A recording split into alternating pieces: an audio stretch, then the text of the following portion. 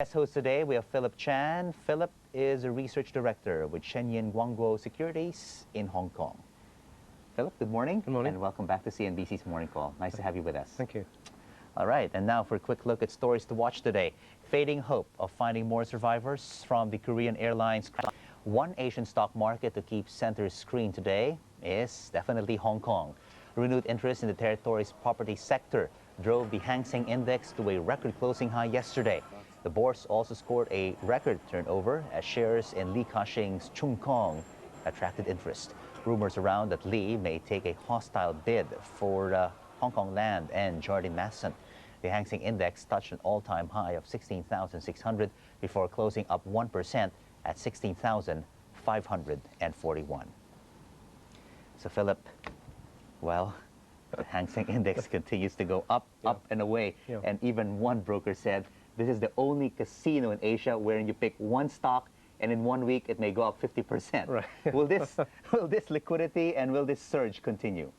I think so long as the U.S. market is buoyant, which it has been, right, and against to most people's expectations. But over the past couple of weeks, we haven't been seeing the Hang Seng Index mirroring the Dow Jones Industrial Average on some trading days. That's true, but it doesn't always mirror the U.S. market. It does go off on a tandem sometimes, but it's only for a very short time. It normally does track back after a while.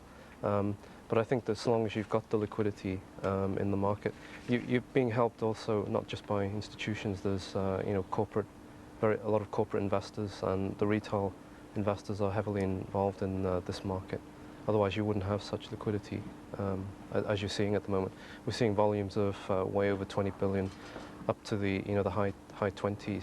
And it's now gone beyond. It's now 31 billion. Yeah, but I'm saying consistently over the last few weeks. I mean, you wouldn't get that kind of activity unless there was retail, a wide array of investors involved. We saw three stocks surge more than 20% yesterday. You have Hizon, you have GZI Transport, and China Everbright Technologies. What's the news behind their price surges? Well, with Yijing, you see that's one of the H shares, and there's been talk that they're going to restructure. A lot of the H shares are rumored to be in the process of restructuring either the parent company or they're going to be the subject of asset injections. Would you still buy the stock despite the surge in its share price? With Yijing? Yes. I think if you're buying it, it's a speculation that it is going to be restructured. Otherwise, on earnings, I mean, at something like 260 a few days ago, before this recent big rise, it was trading at something like 50-odd times 97 earnings. And GZI? GZI was undervalued. It's risen, as you said, it's risen 20%, but it was undervalued because recently they restructured some of the toll revenues, right, for certain projects that they had in China, and which disappointed some investors. But the thing is, I think that the selling was overdone for the stock. So I think it's good that it's come back. We're going to see a correction.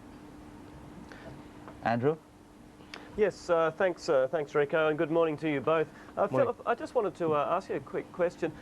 We haven't seen these sort of volumes and this sort of spectacular growth in the Hang Seng really since the latter stages of 1993, and we all know what happened after in 94. Just wondering if you see any parallels, if there's any chance that we'll see that sort of correction we saw in 94. Well, yeah, you see, the correction was exacerbated in 94 by the rise in interest rates, right, in the US, because that caught everybody off guard. I think the first one was in March, right, and then it rose by 6 times. There were 6 rate increases over the course of the year. If we saw something like that happening, then yes, you're going to see a sharp correction. But it doesn't look like it's going to be that way, at least at the moment. Inflation has been kept under check, and the actual sentiment in the economy is being kept at a moderated growth rate, right, in the US, and I don't see that there's excesses there, right, despite the fact that the market has gone up, right, and it looks like they're managing to keep it in check. All right, Philip, we'll continue our discussion on the Hong Kong stock market in just a moment. Sure. And for today's Stocks to Watch, we cross over to our newsroom, and joining us is Andrew Mark Stevens, our stocks editor for the next 2 weeks. Andrew, good morning. Good morning, Rico. Only my Sorry to call you for your, your second Christian name, because we have to differentiate between Andrew Mark Stevens and Andrew Larsh Brown, who we'll have later on in the program.